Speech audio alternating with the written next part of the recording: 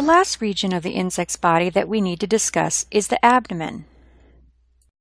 Now, typically the insect's abdomen has 10 to 11 segments, and most of these segments are similar. There can be specialized segments at the end, which are used for either reproduction or sensory perception.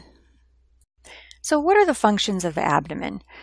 Respiration, because this is where the spiracles are found, excretion, and actually digestion occurs in most of the region of the abdomen, reproduction, sensory organs are found in some species on the abdomen, and also some ways of defense, such as releasing some chemicals in some species.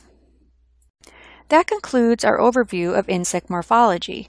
We began by talking about the insect's exoskeleton and what the different layers were and their functions.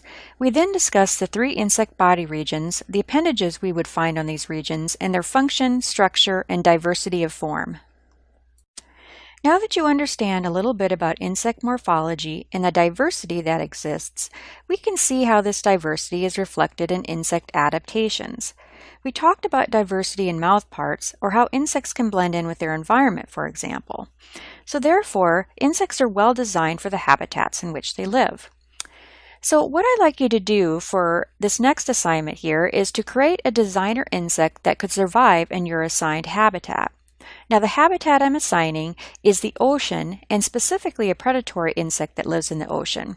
And from the other things that we've discussed about insects in the ocean, this is going to be a little bit challenging and going to take some thought, so you will need to be creative. Okay, so for this assignment, you will list challenges faced by a predatory insect living in the sea. You'll prepare a detailed description of your insect, explaining all the adaptive features. Then you're going to provide a scientific name, which includes the genus and species, for your insect that will reflect some unique or identifying quality about that insect. Now, you can find more information available about this assignment on Canvas, and you also can email me with any questions.